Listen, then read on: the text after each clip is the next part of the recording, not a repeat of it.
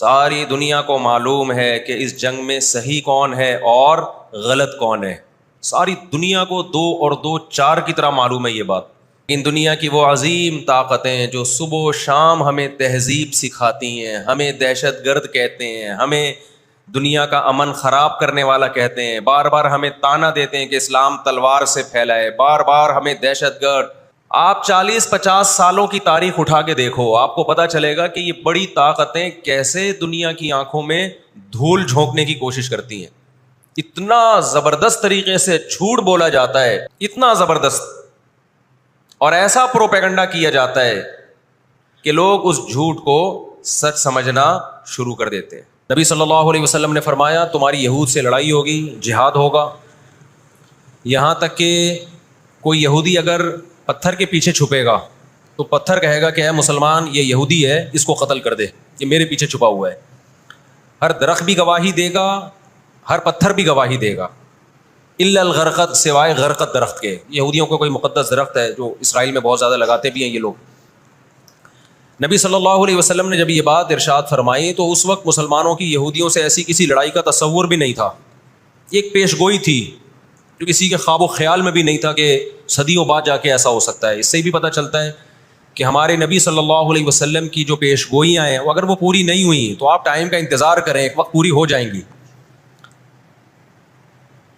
1300 سال تک مسلمانوں کو اس حدیث کا مطلب سمجھ میں نہیں آیا. عملی دنیا میں ایمان تو تھا سب کا کہ اللہ کے نبی نے جو فرمایا برحق ہے, کیونکہ یہودیوں سے میں نے بتایا نا لڑائی ہوئی نہیں ہے.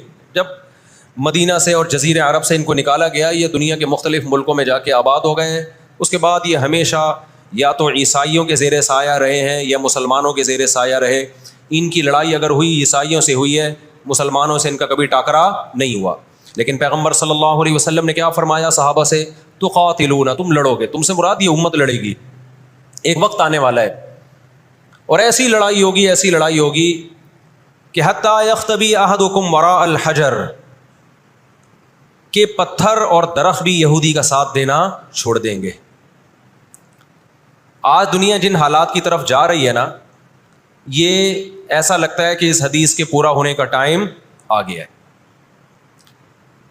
ہم جب قرآن مجید پڑھتے تھے, اب بھی پڑھتے ہیں, لیکن جب طالب علمی کے دور میں جب سمجھ کے پڑھنا سیکھا ہم نے,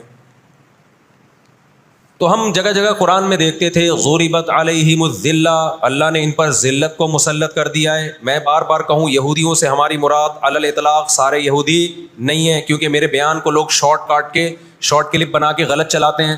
تو بار بار میں کہتا ہوں میرا کلپ ادھورا چلاتے ہیں نا تو کوئی یہودیوں کے خلاف نہ چلائے, سارے یہودی ایک جیسے نہیں ہیں. ہم اسرائیل کے اگینسٹ ہیں, تو ہماری جو لڑائی ہوگی اسرائیل سے ہوگی. حدیث میں جس یہودی سے لڑائی کا ذکر ہے اس سے مراد بھی کون سے یہودی ہیں؟ یہ فتنہ پرست اور شر پسند یہودی. تو آپ صلی اللہ علیہ وسلم نے فرمایا کہ تقاتلون الیہود, تمہاری جنگ کس سے ہوگی؟ یہود سے ہوگی. دجال کس کا سپورٹر ہوگا؟ بولتے کیوں نہیں؟ ابھی تو دجال آیا نہیں ہے اور آپ نے بولنا چھوڑ دیا ہے. جب آئے گا تو پھر تو اچھوں کی بولتی بند ہو جائے گی. کس کا سپورٹر ہوگا وہ؟ ہاں, میں عرض کر رہا تھا کہ ہم جب قرآن پڑھتے تھے ضربت علیہم الذلہ, قرآن کہتے ہیں ہم نے ذلت ان کے اوپر دے ماری ہے ان فسادوں کی وجہ سے جو یہ کرتے رہے ہیں دنیا میں, ان فسادات کی وجہ سے. ہم جب پڑھتے تھے ہم کہتے تھے اے اللہ آج تو یہودی ذلیل نہیں ہے. اسرائیل کتنا پاورفل ہے کہ گچی کس کی پکڑی ہوئی ہے اس نے؟ امریکہ کی.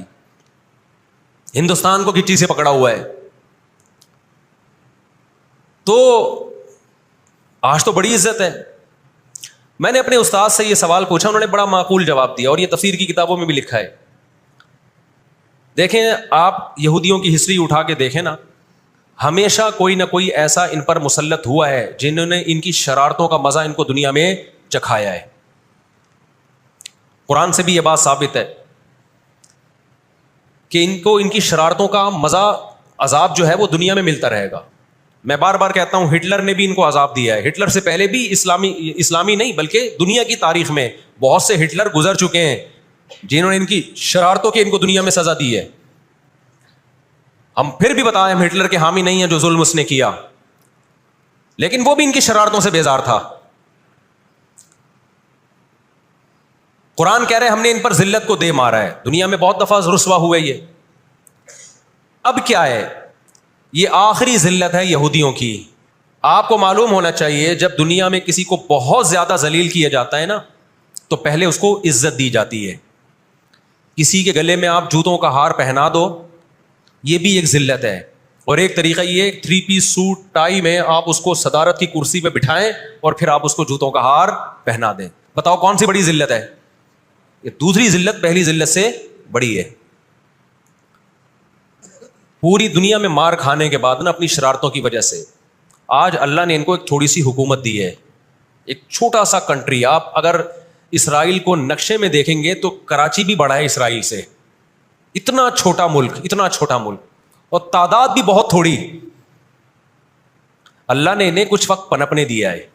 اللہ نے کہا ٹھیک ہے, تم دنیا تمہاری آخری شرارت دیکھ لے, اس کے بعد جو میری طرف سے تم پہ مار پڑنے والی ہے اس کے بعد قیامت تک تم دوبارہ اٹھنے کے قابل نہیں رہو. یہ آخری ذلت کا انتظام ہو رہا ہے یہود کا.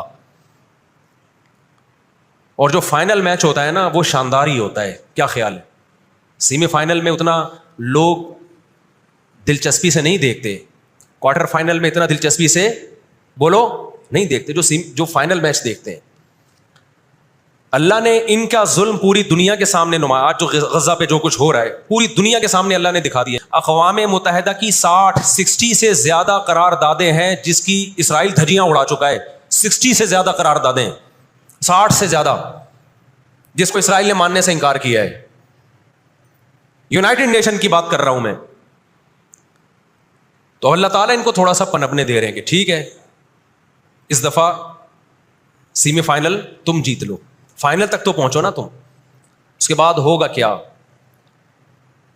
دیکھو آپ نے سنا ہوگا کہ لاتوں کے بت ہاتھوں سے نہیں مانتے. یہ جو اسرائیل جو کچھ کر رہا ہے نا اس کا اصل حل مجھے بھی پتا ہے. اس کا اصل حل ہے جہاد. اس کا اصل حل کیا ہے؟ جہاد.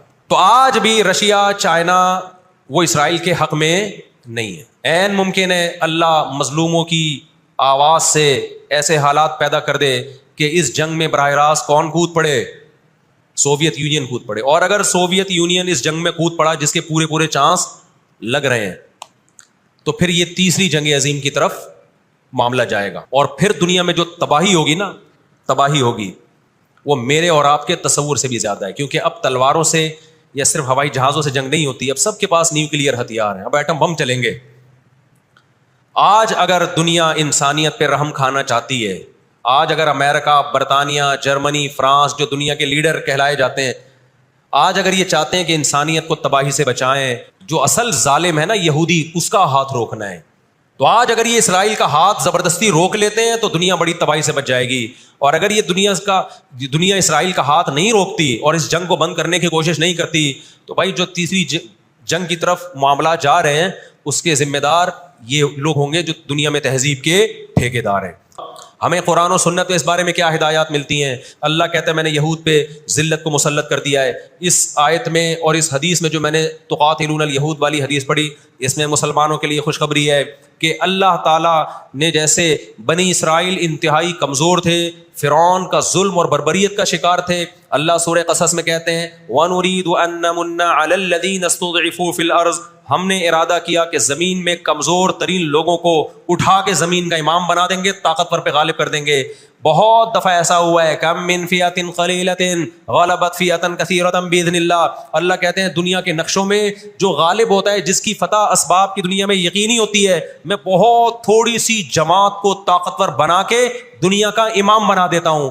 ہمیں اللہ کی رحمت سے اور قرآن اور حدیث کی جو بشارتیں مل رہی ہیں اس سے پوری امید ہے کہ انشاءاللہ یہ جو ابھی حالات ہوئے ہیں انشاءاللہ یہ اسرائیل کی شکست پہ اور یہودیوں کی ہمیشہ کے لیے شکست پہ اس کا نتیجہ نکلے گا انشاءاللہ. اور نبی صلی اللہ علیہ وسلم کی وہ حدیث پوری ہوگی کہ تمہاری جو بڑی جنگ ہوگی, نبی نے کیا فرمایا, اس امت کی ایک جماعت ہمیشہ جہاد کرتی رہے گی. لا یزال طائفۃ من امتی ظاہرین علی الحق, ہر دور میں لڑائی ہوئی ہے, جہاد ہوا ہے. آپ اس ہسٹری اٹھا کے دیکھ, کہیں نہ کہیں جہاد ہمیشہ ہوتا رہا ہے. تو آج بھی ایسا ہوگا. اور بالآخر یہ معاملات اگر بین الاقوامی دنیا نے کنٹرول نہیں کیے تو نبی صلی اللہ علیہ وسلم کی پیش گوئیاں انشاءاللہ بہت جلد پوری ہونے والی ہیں. اور یہ جو ان کو عزت ملی ہے نا, یہ اصل میں بہت بڑی ذلت کی تمہید ہے. جب کسی کی بہت بڑی بےزتی کرنی ہوتی ہے تو اس کو پہلے بہت زیادہ عزت دینی پڑتی ہے۔ اس وقت دنیا میں دو بڑی طاقتیں ہیں جو اس وقت تیسری ورلڈ وار کی طرف دنیا کو لے کے جا رہی ہیں۔